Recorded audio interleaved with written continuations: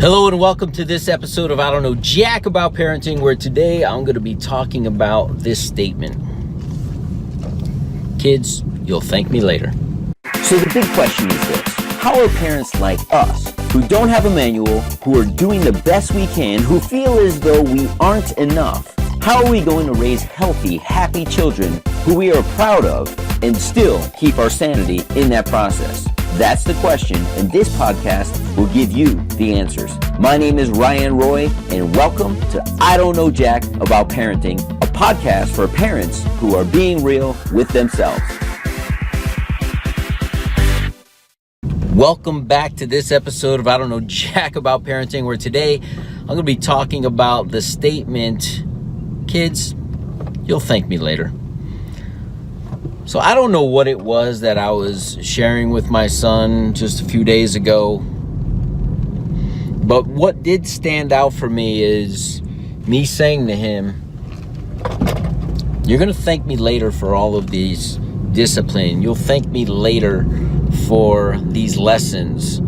And, you know, in classic 7-year-old style, in his frustration of daddy coaching him, mentoring him, parenting him, right? Things that aren't necessarily fun, but are necessary so that our children grow up to be productive members of society, regardless of how much we enjoy or dislike doing this. And he says, Dad, when am I going to thank you? And I looked him dead in the eye. I said, I don't know, but hopefully it's going to be before you're my age. And he kind of looked. I said, listen, the lessons I'm teaching you now and the things I'm sharing with you and the boundaries that I'm creating and the structure I'm creating is all going to pay off one day. And right now it's not fun. But a life without boundaries and a life without structure leads to a life of chaos and unpredictability. And if you don't know what your day looks like every single day, and you don't have structure in your life, I can't expect you to create that for yourself moving forward. So when daddy creates boundaries or creates structure, and then I enforce that when you step outside those boundaries, you know, that's just my job as a parent. But first, I must create those boundaries. So parents, it's not fun creating boundaries. Definitely not fun creating empty promises, right? There's a lot of parents out there that says, if you do this, you're not going to get X, Y, Z. And as soon as the kid does it, and as soon as you don't follow through on that consequence, your child starts to not trust.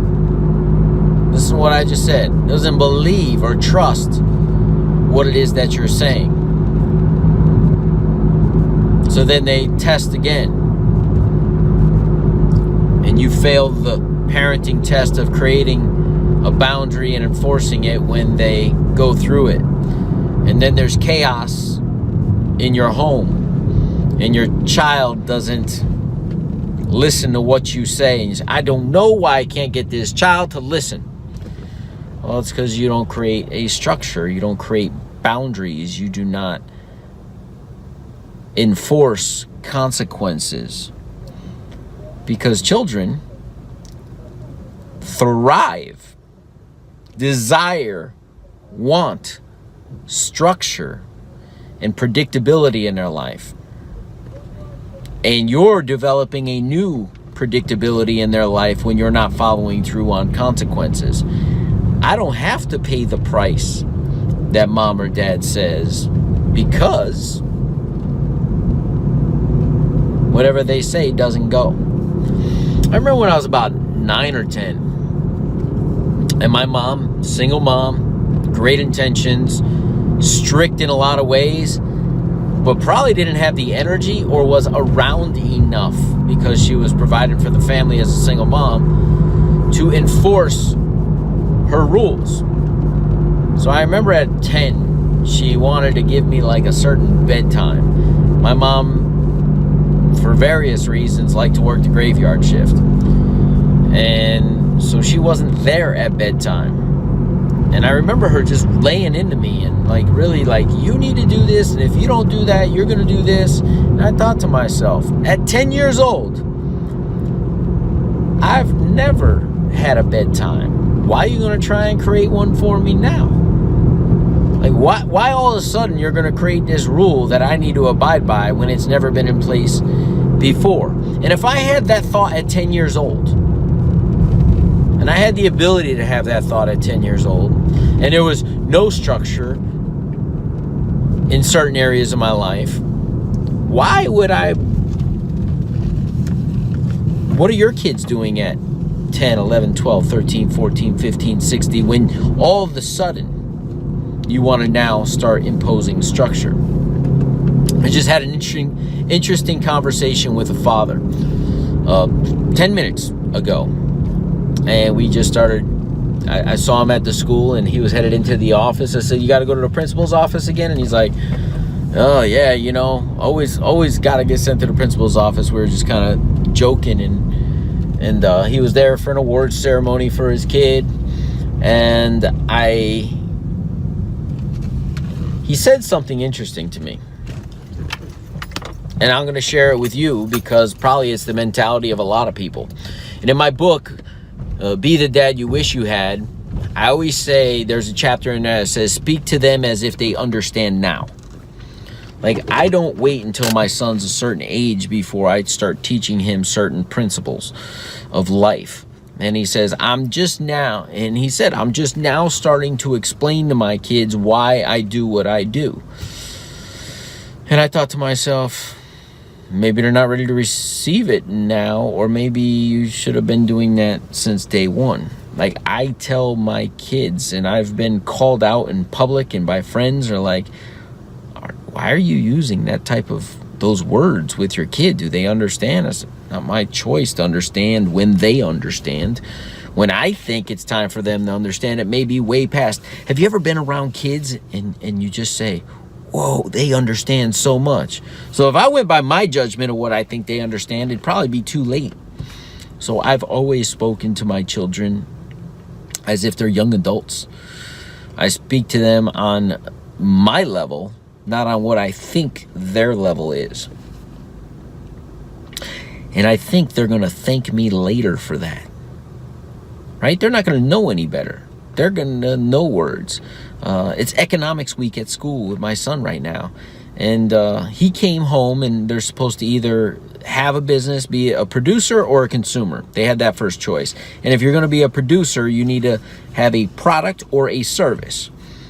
So my son's product, or actually his service, is kind of a fortune teller. They use that as an example. He has a magic 8-ball that he loves, and he asks it yes or no questions, and he gets a kick out of it answering dumb things like unlikely, or I'm not sure about that, or yes or no, or highly probable. Like, these are the answers that it comes up with, and he cracks up. I said, why don't you give your friends the opportunity to ask it 2 questions for $1? I said, multiple things happen here. You're not having to create anything.